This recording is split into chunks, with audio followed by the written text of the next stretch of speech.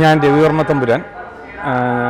ഞങ്ങളിന്ന് പന്തളത്ത് നിന്ന് കുടുംബാംഗങ്ങളും ബന്ധുക്കളുമായ ഒരു സംഘം ആളുകളുമൊത്ത് ചെങ്കൽ മഹേശ്വരം ക്ഷേത്രത്തിൽ ദർശനത്തിന് വന്നതാണ്.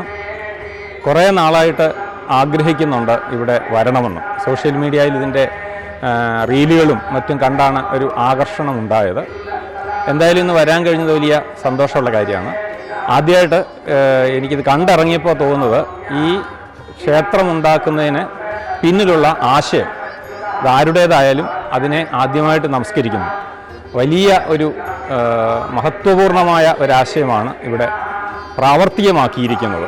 നമ്മുടെ മൂലാധാരത്തിൽ നിന്ന് കുണ്ടലിനി ശക്തിയെ ഉണർത്തി സഹസ്രാരവൽമത്തിലെത്തിക്കുന്നതിൻ്റെ വലിയ ഒരു പ്രക്രിയയാണ് ഭാരതീയ ധ്യാനത്തിലും ഭാരതീയ ജ്ഞാനമാർഗത്തിലുമൊക്കെ എപ്പോഴും പറഞ്ഞ് കേട്ടിട്ടുള്ളത്.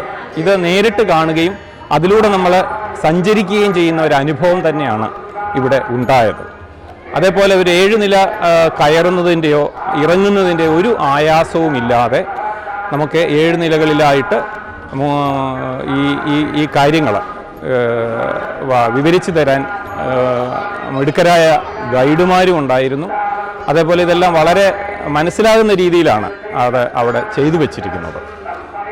നമ്മുടെ കുണ്ടലിനി ശക്തിയെ ഉണർത്തുക എന്നുള്ള യോഗയിലൊക്കെ പറഞ്ഞു കേട്ടുള്ള സംഗതിയെ ആധുനിക ശാസ്ത്രവുമായി ബന്ധിപ്പിച്ച് മനുഷ്യൻ്റെ രോഗവും ആരോഗ്യവുമായി ബന്ധിപ്പിച്ച് അതുപോലെ തന്നെ ഭക്തിയും വിശ്വാസവുമായി ബന്ധിപ്പിച്ച് ഒക്കെ ചെയ്യുന്ന ഒരു വലിയ മഹത്വപൂർണമായ ഒരു കാര്യമാണ്.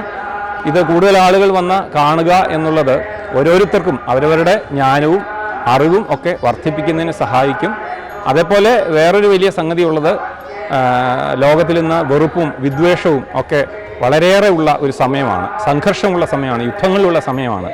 അപ്പോൾ നമുക്ക് ഞാനും നീയും ഒന്നാണ് എന്നുള്ള ആ വലിയ അറിവ്, തത്വമസി അഹം ബ്രഹ്മാസ്മി എന്നൊക്കെ പറയുന്ന അദ്വൈത സിദ്ധാന്തം, അത് നേരിട്ട് കണ്ട് ബോധ്യപ്പെടാനും അനുഭവിക്കാനും കഴിയുന്ന ഒരു അന്തരീക്ഷം ഇവിടെ ഉണ്ട്. ഈ മട്ടിൽ എല്ലാവരും പരസ്പരം സ്നേഹിക്കാൻ തയ്യാറായാൽ ലോകത്തിൽ യുദ്ധങ്ങളൊഴിയും സംഘർഷങ്ങളൊഴിയും പൂർണ്ണമായ സമാധാനം നിലവിൽ വരും. അങ്ങനെ സമാധാനം നിറഞ്ഞ ഒരു ലോകത്തിലേക്ക് നയിക്കുവാനുള്ള, അവിടേക്കുള്ള യാത്ര ചെയ്യുവാനുള്ള ഒരു വഴി കൂടിയാണ് ഈ ക്ഷേത്രത്തിൽ നിന്ന് നമുക്ക് തുറന്നു കിട്ടുന്നത്. നന്ദി, നമസ്കാരം.